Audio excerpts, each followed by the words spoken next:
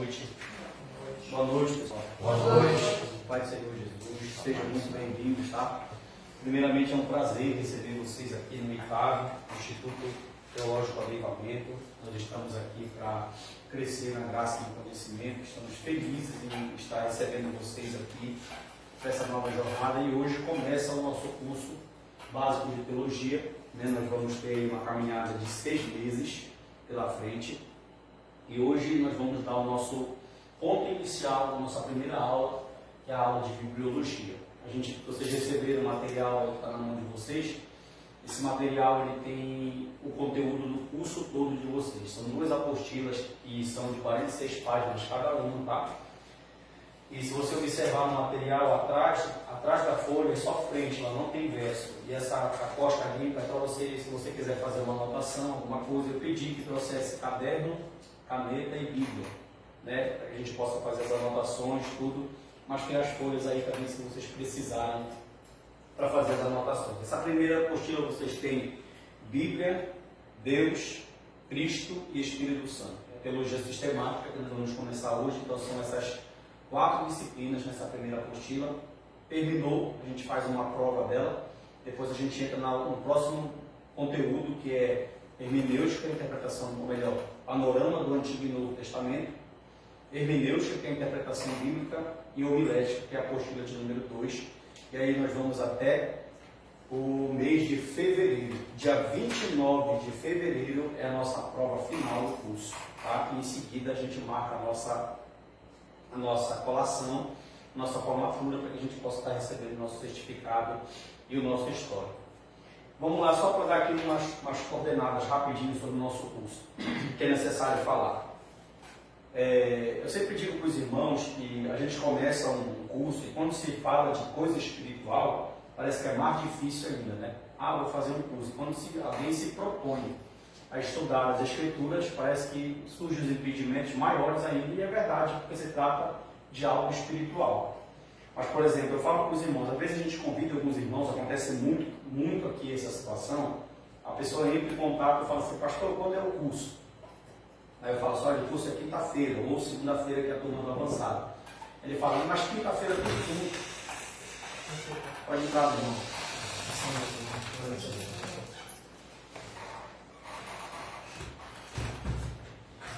Pode sentar aqui, use esse material aqui, só para o senhor ficar. Olha só, o que acontece? Aí ele fala assim, mas quinta-feira tem culto, segunda-feira tem culto. Gente, culto vai ter até Jesus voltar. Você está fazendo o que 6 meses? Você está se preparando, se qualificando para você. Uma coisa, só dá quem tem. Né? Eu não posso dar algo que eu não tenho. Então, vai chegar um momento na minha vida, se eu sou um obreiro, se eu sou um pastor, que Deus ele vai me separar para mim me qualificar, para me servir aonde Ele me colocou. Por exemplo, para mim estar aqui hoje, eu trilhei um caminho. Eu passei 4 anos numa faculdade, fazendo um bacharel em teologia de segunda a sexta-feira, de 7 da noite até 22 horas. Depois fui mais um ano de pós. Então eu fiquei 4 anos sem congregar, só ia para a igreja de domingo. Né? Então foi um tempo que eu parei, fui buscar conhecimento, fui me qualificar, que eu plantei e hoje estou colhendo os frutos dessa plantação. Então o culto vai ter até Jesus voltar. Então tem um momento que a gente vai parar, se preparar, se qualificar para a gente servir. Outro ponto, a partir de hoje, quinta-feira para vocês é sagrada. Todos vocês são adventistas. Toda quinta-feira é sagrada. Porque tipo assim, nós vamos começar uma matéria hoje. Na próxima aula, quem faltou hoje, vai chegar aqui e vai ficar, porque um conteúdo vai buscar outro conteúdo. Pastor, eu não vou hoje. Pastor, eu não vou hoje. Sem dizer, pessoal, que vocês estão fazendo um investimento, né? O curso não é de graça e tem um custo para vocês. É um investimento que vocês estão fazendo. Então, ninguém gosta de jogar dinheiro fora. Não é verdade? Então, vocês vão estar investindo no ministério de vocês e a gente precisa que vocês tenham esse compromisso de não faltar às aulas. É claro que vai chegar algum momento que não vai dar para vir. Aconteceu alguma situação, uma doença, uma coisa particular, quem é pastor vai fazer um enterro, que Deus nos livre, né? Acontece alguma coisa. Caiu, por exemplo, antes da última aula vai ter uma data para cair no dia do meu pior. Vai cair no dia do meu pior. E esse dia que vai pregar você e eu lá. Então não vai vir eu, mas vai vir outro professor para cá. Né? Então acontecer situações que a gente não vai poder chegar, mas, gente, é só na última instância. Amém? Me senti firmeza. Amém, pessoal? Amém. Eu preciso que vocês tenham essa consciência para que a gente possa caminhar. A gente tem muito para aprender. O curso, vou adiantar para vocês aqui, depois vocês vão dar o feedback lá no grupo, daqui a pouco, depois das aulas vocês vão dar o feedback, está chegando mais um pessoal aí. Lá no grupo, de como foi a aula, como foi a experiência. Todos aqui, é a primeira vez que estão estudando teologia? Quem já estudou teologia aqui? Amém. Ninguém? Só o Adriano teve no primeiro, o Breno está fazendo o curso avançado. O Breno, para quem não conhece, aí, com a camisa do Flamengo, é o fiel escudeiro, tá? É o rapaz aí que dá o apoio aqui, que está nos dando o apoio. O Adriano fez na turma passada, mas não concluiu. Foi até um pedaço lá, depois ele teve que parar, e agora ele vai até o final aí, em nome de Jesus. Amém, pessoal? Amém. Pega o material de vocês, então vamos lá, o que interessa. Tendo falado sobre isso, aqui onde está escrito, ó, Introdução à Teologia Sistemática. Abre aí todo mundo, por favor. Eu quero que vocês lá embaixo, bora numerar, coloca lá para mim, 01, aqui ó, 01, e embaixo, ó, em cima. O abençoado lá fez o papel de numerar as páginas para mim. Isso, então, pode ir passando e numerando toda essa matéria aí, por favor. Por gentileza. Então vamos lá. Bom, nossa disciplina hoje, pessoal, ela é Teologia Sistemática.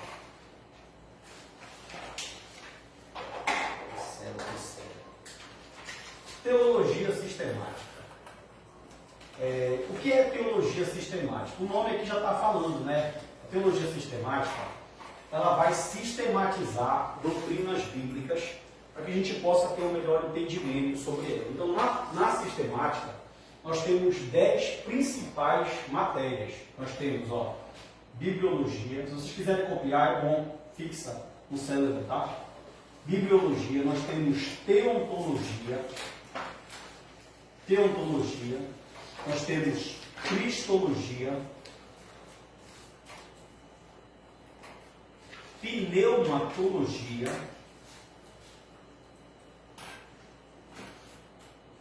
nós temos antropologia, essa aqui vocês não estudam nessa só no avançado, amartiologia,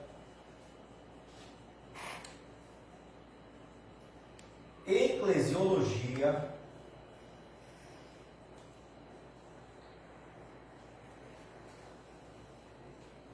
soteriologia e escatologia. Qual é a terceira aí, pastor? Cristologia? Cristologia. Desculpe que às vezes a letra sai igual um garrancho, tá? Olha só. Essas aqui são as 10 principais matérias da teologia sistemática, tá bom? Mas pastor, o que é teologia? Theos, ou theo, significa Deus. Tá? E logia significa estudo. Então, teologia é o estudo de Deus. Agora a questão é, como é que nós vamos estudar o ser ilimitado?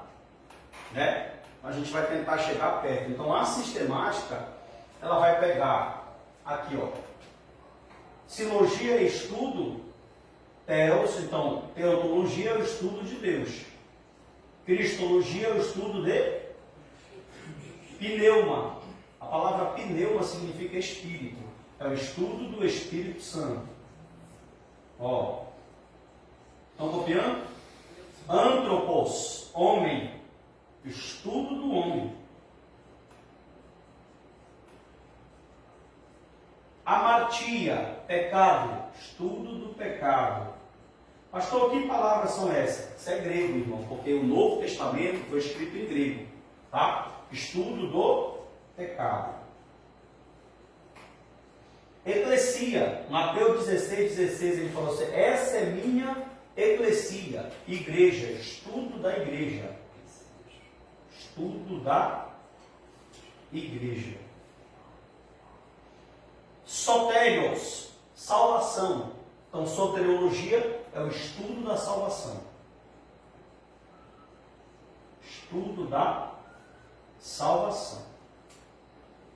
E por fim, escatologia, estudo do fim ou estudo do fim dos tempos.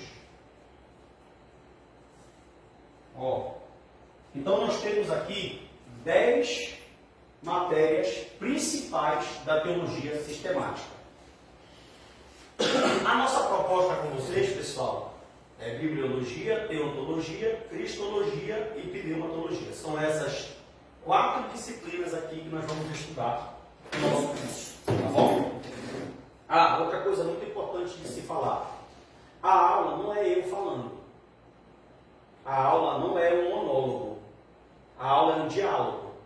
Se vocês saírem daqui com dúvida, não adianta de nada. Aí chegou lá em casa, vai perguntar para o marido, mas o pastor falou um negócio lá, que, agora preste atenção que eu vou falar para vocês aqui, durante a aula aqui, vão surgir inúmeras interrogações na cabeça de vocês. Temas que nós vamos discutir, coisas que nós vamos falar, e eu preciso que vocês deixem tudo aqui. Tá bom? Amém? E quando eu falar, falem comigo, para mim não ficar falando só aqui, que não é legal. Olha só. Então, o que a teologia sistemática vai fazer, pessoal? A teologia sistemática, como já está dizendo, ela vai sistematizar. Nós temos essas matérias aqui. Preste atenção nisso aqui. Se vocês escolhessem uma matéria dessa aqui, por exemplo, escatologia, que é o mundo. Eu vou estudar essa matéria aqui. Vocês iam terminar a vida de vocês para estudar escatologia e vocês não iam conseguir estudar todo o conteúdo de escatologia. Então, só para você ter uma ideia do que é o mundo da teologia. Então, é muita coisa. Um bom teólogo, ele fala um pouco de cada coisa. Por quê? Um pouco de cada coisa, porque ele não consegue dominar tudo. Às vezes ele vai ser bom de doutrina do pecado, mas ele vai ser fraco de escatologia. Às vezes o teólogo vai ser bom de falar de Cristo, mas ele não vai ser bom de falar de antropologia. E por aí vai. Certo, pessoal? Falem comigo. Amém ou não amém? Amém. Que nem a advocacia, né? O cara vai lá, criminal. Tem as áreas. Criminalista, trabalhista, família e por aí vai. Sempre tem uma coisa que ele foca mais naquele. Mesma coisa do médico. Cada médico tem sua especialidade. A teologia é a mesma coisa. Você não vai encontrar nenhum teólogo que fala assim, esse cara sabe tudo. Ele pode falar sobre todos os assuntos de forma simplória, mas aprofundar em todos, eu garanto para vocês que não tem como. Ok? Estudo do fim dos tempos, escatologia. Então preste atenção. Desculpe, dado essa questão da sistemática, aqui pessoal, o que a teologia sistemática vai fazer? Por exemplo, vamos pegar, ainda faltou um aqui muito importante, vou colocar um aqui, ó. Angelologia. Esse aqui não pode faltar. Estudo dos anjos. Beleza. Olha só. Então, o que a teologia sistemática vai fazer? Por exemplo, olhe para mim aqui, segura a caneta e olhe para mim aqui todos. Todos os livros da Bíblia falam sobre anjos. Todos os livros da Bíblia falam sobre anjos. Por exemplo, onde é que a gente consegue na Bíblia informação sobre anjos? Gênesis fala sobre anjos, Látin querubins no Éden. O livro do profeta Ezequiel ele fala de anjos. O livro do profeta Isaías fala de anjos. E por aí vai. Mas, por exemplo, você pegar primeira carta de Timóteo, fala de anjo? Não fala. Outros livros não falam. O que é que a sistemática faz?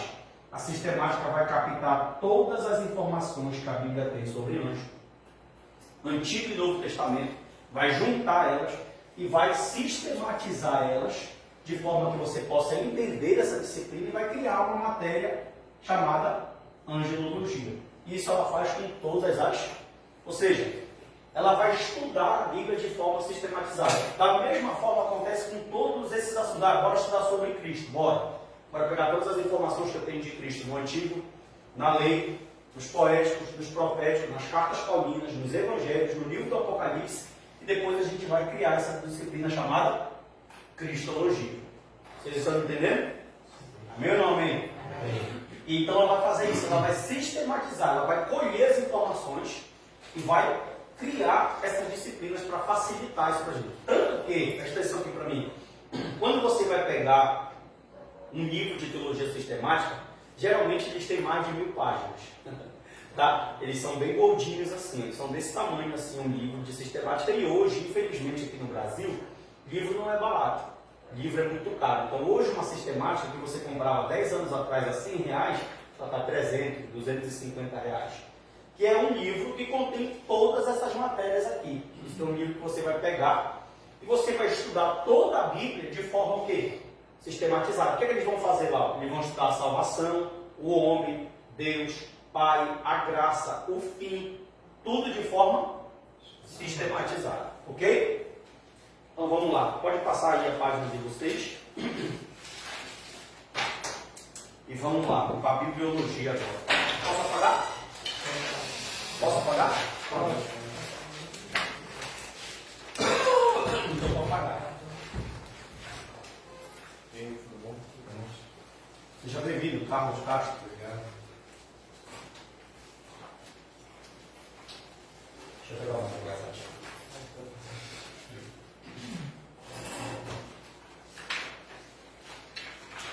Vamos usando essa página aqui. Aí estamos usando essa que eu tirei agora. Bora lá, pessoal. Tem muita coisa para nós.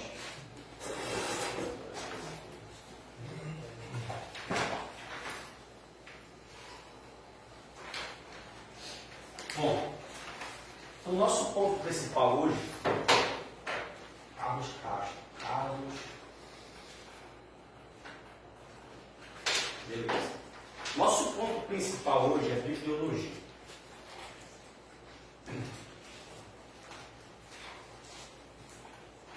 Deixa eu perguntar para vocês, o que é que vocês acham que a bibliologia ela estuda?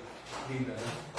A Bíblia. Mas de que forma? Por exemplo, a nossa geração ela já tem uma facilidade, porque teu filho já nasceu, você já nasceu com uma Bíblia pronta.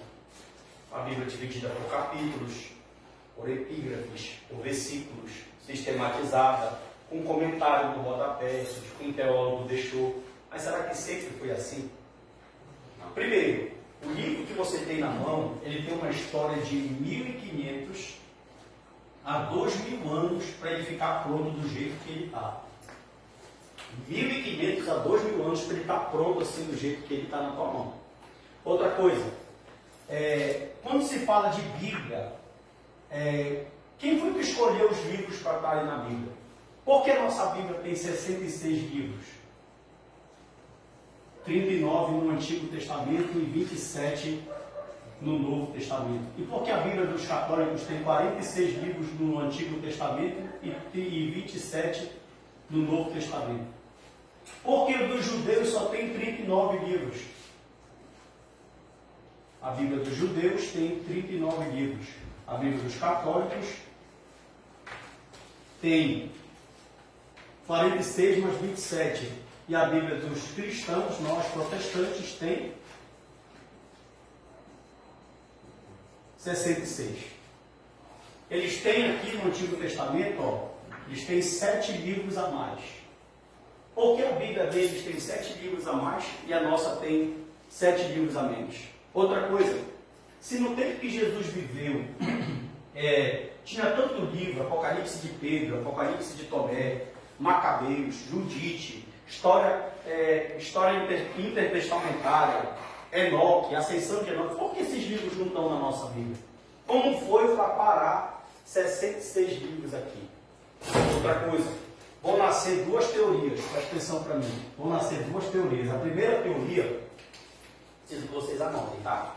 A primeira teoria é que a Bíblia é uma composição humana. Ela é uma composição humana.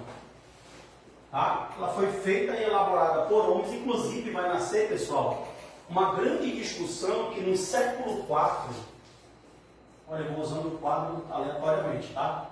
Século IV, Constantino, o imperador Constantino, ele foi quem declarou o canon. Vocês sabem o que significa a palavra canon? Ou sim ou não? Não? Isso. Lembra que não pode levar nada para casa. Por exemplo, o que é canon? A palavra canon, bora lá, vocês vão já entender. Vou colocar bem aqui, ó. Pode falar canon ou pode falar cano. É a lista dos livros que são considerados inspirados pelos judeus. A palavra canon na Bíblia, o primeiro uso dela foi regra. Tá? Ela significava uma regra. Na verdade, o primeiro uso dela significou uma régua de medir, uma tábua de medir. Uma régua de medir. Depois ela pegou o sentido de regra. E depois ela foi usada como a palavra como regra de inspiração. Então, o canon é a tua Bíblia. É a lista dos livros que são considerados inspirados. Presta atenção aqui para mim, ó. Rapidinho, para desconfiar aí. O nosso canon tem 66 livros. O dos católicos tem 7 a mais. Então a gente não considera esses 7 aqui inspirados. Você vai já saber por quê. Entendeu? Então o nosso canon, a nossa lista de livros inspirados, tem quantos livros? 66. Isso, povo inteligente. 66 livros tem o nosso canon. E por que o judeu só tem 39 livros, pessoal? Porque no canon dos judeus só tem 39 livros. Porque eles só acreditam na primeira aliança. Se a senhora falar para o judeu, é Ellen, né? Se a senhora falar, irmã Ellen, para o judeu chamar a Bíblia dele de Antigo Testamento, ele vai se ofender. Viu?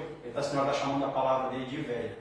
É Primeiro Testamento. Não fale para o judeu. Para a gente fala normal, né? Já tá. Mas eles só acreditam no primeiro Testamento. Os 27 livros do Novo Testamento, vocês vão já aprender comigo aqui como é para estar 39 no Antigo e 27 no Novo. Mas os 27 que nós temos aqui agora, eles não acreditam. Na Nova Aliança, eles não acreditam nesse livro. E por que os católicos colocaram? Quais são esses livros aqui? Judite, Tobias, Eclesiásticos, Macabeus, Enoque não entra. Enoque já é um outro canon. Porque, cada local do mundo tem um canon. Por exemplo, se você for para a igreja ortodoxa, lá eles não acreditam na primeira carta de Pedro, no livro do Apocalipse e na carta de Tiago. Se você for para o canon eslavo, que são as regiões do mundo, eles têm uma outra lista de livros. Nós, para cá, para o Ocidente, temos uma outra lista de livros. Então, cada igreja vai ter a sua lista. Então, você, por exemplo, você está conversando com um católico e ele pode estar citando um texto de sabedoria para você. Porque Paulo citou sabedoria em Romanos. Só que nós, cristãos protestantes, não acreditamos que sabedoria é inspirada. Para nós, sabedoria é o quê? É apócrifo. Anote essa palavra, vou te ensinar. Apócrifos. Para nós, o livro de sabedoria é um livro apócrifo. A palavra apócrifo significa oculto. Porque a gente não considera ele inspirado. E você vai saber por quê. Mas sabe como eles chamam esse livro? Deuterocanônimo. Quase eu falo em língua agora. Anote. Mas para eles é Deuterocanônimos. Sabe o que significa isso? Novos livros inspirados. Para eles, esses livros têm inspiração. Para nós, não tem inspiração. Viu? Por que é importante eu falar disso? Porque geralmente, lembre-se que nossa aula hoje é bibliologia. Geralmente a gente fala sobre histórias da Bíblia. A gente pega um texto bíblico, como a gente já tem a crença, a fé nisso, a gente pega um texto, pesquisa o contexto histórico, geográfico, cultural e prega. Lê, explica e aplica. Só que a gente tem que conhecer a história desse livro para ele chegar até nós. Porque existe muita discussão, inclusive na academia, que a nossa Bíblia foi mexida. Por exemplo, olha aqui para mim. Constantino, no século IV, mexeu e ele colocou no canon, na lista, os livros que ele quis. Então, os livros que nós temos hoje, foi o livro que Constantino quis que nós tivéssemos. Só que quando você vai pesquisar na história, e essa aula é muito importante por isso, você vai observar que antes do século IV, já tinham pais da igreja que já falavam de 27 livros como os nossos e 39 livros como os nossos. Ou seja, antes de Constantino, porque a igreja católica tem isso como um troféu.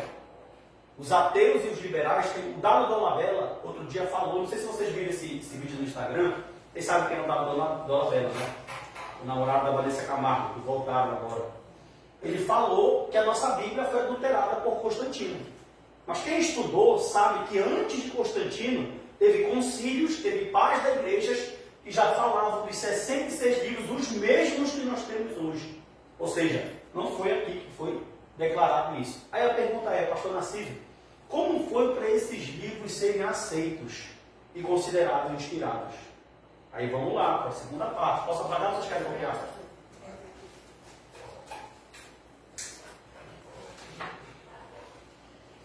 Porque antigamente a Bíblia era chamada de canon. No século IV, essa pergunta foi importante. No século IV, foi a primeira vez que se relacionavam a ela, chamando ela de canon. Por quê? Porque canon significa regra. Mas essa palavra regra não era aplicada na Bíblia. Só no século IV ela foi chamada para a Bíblia. A partir do século IV, a Bíblia começou a ser chamada de regra de fé. Regra de fé. Por isso que ela chama de canon, porque canon é regra. Entendeu? Eles começaram a aplicar a Bíblia, essa palavra. Amém ou não amém? Amém. Beleza. Como é que é o pastor de Deuterocanônimos. Novos livros inspirados. Tá? Eu já vou falar para vocês sobre Mas, isso. pastor, nos outros países o nome é Bíblia também? Sim. Muito boa a tua pergunta de novo. Vai falando. A palavra Bíblia, sabe que é a palavra grega, tá? A palavra Bíblia, na verdade, ela não é uma palavra singular. A palavra Bíblia significa livros. Porque ela é uma coletânea de livros inseridos. Você tem uma biblioteca com 66 livros. Então a palavra Bíblia significa livros. É isso que significa a Bíblia. Entendeu? Então em qualquer lugar ela é Bíblia. Em inglês, Bible. Bíblia. É a mesma coisa, porque a palavra grega significa livros. Ok? Posso pagar? O caminho é longo. Vocês não sabem o que esperam vocês. Mas se for conversar com um catolicista sobre Bíblia, eles gaguejam. Porque eles não leem. O padre só dá uma fichinha para eles na missa. Sabe por quê? Porque tem lógica. Se eles leem a Bíblia, eles deixam o catolicismo. Eu tive lá em casa, todo mundo é católico. Entendeu? Mas qual a diferença de canon pro canon da Torá? Vou explicar. A Torá está dentro do canon. Todos os livros estão dentro do canon. É a completude de leis históricos e poéticos. Vou falar disso agora. Olha só. A gente vai entender aqui, por exemplo, outra coisa que eu preciso falar para vocês que é muito importante. Nós estamos na página de número 2. Uma coisa que é muito importante. Não foi assim, ó. Hoje a gente tem os livros todos aceitos. Lembra de João capítulo 4? O que foi que aconteceu lá? Jesus e a mulher samaritana. Os samaritanos naquele tempo só acreditavam na Torá. E o Antigo Testamento ele é dividido assim, ó. Sempre é bom vocês copiarem quando vocês puderem, tá? Mesmo estando na apostila. O Antigo Testamento é dividido em lei, históricos, poéticos e sabedoria e livros proféticos. Aí nos proféticos nós temos a divisão de profetas maiores. Vou já fazer uma pergunta para vocês disso aqui. E de profetas menores. São 12 maiores, 12 menores e 4 maiores. Isaías, Jeremias, Ezequiel e Daniel. Presta atenção aqui. O Antigo Testamento, Patrick, é dividido em lei, Torá ou Pentateuco. Você pode chamar das três formas, tá? Você pode chamar de lei, de Torá ou de Pentateuco. É a mesma coisa.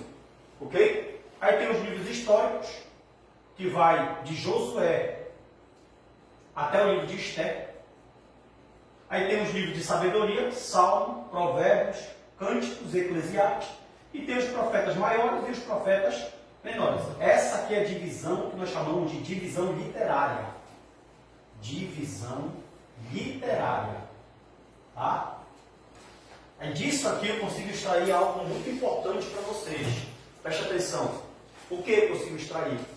Nem sempre os judeus, por exemplo, até hoje, olhem para mim aqui todo mundo, por favor. Até hoje tem uma classe de judeu ortodoxo que não acredita nos livros históricos, nem nos poéticos e nem nos proféticos. Para eles, só o que é a palavra de Deus é a Torá. Eles estão entendendo isso? Então, até hoje, até porque, para o canon ser fechado, eu vou precisar falar esses termos técnicos com vocês, mas quando vocês não entenderem, vocês me falam e eu explico. Tá? Para o canon ser fechado, Patrick, não foi assim, bora treinar isso aqui, não. Por exemplo, qual foram os primeiros livros escritos aceitos? A Torá. Depois Josué acrescentou, Jeremias acrescentou, depois os salmos começaram a ser considerados inspirados, até chegar nos livros proféticos e começaram a ser considerados inspirados. Sem dizer que, por exemplo, isso aqui é a nossa divisão. Amém? Só que a divisão dos judeus é chamada de Tanakh. Tanakh. Por quê? É a Torá, a lei e os profetas. E a ordem que está os nossos livros na nossa Bíblia é diferente da Bíblia deles. Lá Josué é profeta, aqui ele é livro histórico. Entenderam? O nosso tem 39 livros, certo? O deles é 22 ou 24 rolos. Vou já falar de manuscrito, pergaminho, rolo. Calma que isso não é para você pregar, para você conhecer. Tá? A não ser que você for dar uma escola bíblica, não vai chegar lá no culto, irmão, abra seu manuscrito. Porque a maioria dos pregadores falam assim, né? Quando eles vão pregar assim, eu vou te falar uma coisa. Abre o seu rolo aí. Abre o seu rolo aí e tal. Calma, não é para ir para aí. Então presta atenção. Então, se você for pegar uma Bíblia hebraica, você vai encontrar lá, dependendo de como ela está dividida, ou 22 ou 24 rolos. Porque geralmente, por exemplo, outra coisa. Você lê em Lucas 4, olha para mim aqui, Jesus entrou na sinagoga e abriu o livro do profeta Isaías. Está escrito assim? Está a tua tradução, mas está errado. Porque livro só vai aparecer. O que é livro? Códice. Os códices, o que é o códice? É um livro desses. Eram vários pergaminhos juntos que virou um códice. Mas isso é só 200 anos depois de Cristo. Antes de Cristo, era chamado de quê? Rolo. O certo era o original. E ele entrou na sinagoga e abriu o rolo do profeta Isaías, que era só um rolo. Porque cada livro tinha um rolo, dependendo, às vezes eram vários livros em um rolo. Então, o certo, inclusive a NVI e uma outra tradução, ela não traduz como livro, ela traduz como rolo, que é o certo, porque rolo só vai aparecer 200 anos, ou melhor, livro só vai aparecer 200 anos depois de Cristo. Então, o certo, quando você lê lá no Antigo Testamento, livro do profeta Zacarias, é errado. Rolo do profeta Zacarias. Entenderam? Então, vamos lá. Olha só. Então, aqui eu tenho, mas beleza, mas pastor, então, se com o tempo vai passando e automaticamente eles vão ser considerados proféticos, como é que a gente vai entender isso dessa forma? Outra coisa, existe uma regra que vocês precisam saber. No Antigo Testamento, só pode escrever um livro na Bíblia quem for profeta, ou discípulo de profeta. Quem foi que escreveu Jeremias? Baruque, moço do profeta. No Novo Testamento, a ordem é, só pode escrever um livro na Bíblia quem for apóstolo ou discípulo de apóstolo. Olha, aqui a gente quebra com esses apóstolos novos. Se tem uma galera que se titula apóstolo aí, cadê o livro dele na Bíblia? Outra coisa, tinha que ser testemunho ocular de Jesus. Olha para mim aqui. Marcos andou com Jesus, sim ou não? O evangelista Marcos, que escreveu Marcos, ele andou com Jesus? Não. Por que ele escreveu um livro na Bíblia? Com Paulo, né? Ele é discípulo de Pedro. Pedro. Marcos é discípulo de Pedro. Lucas, o evangelista, ele andou com Cristo? Não. Por que ele tem Lucas e Atos? Vocês têm medo de errar?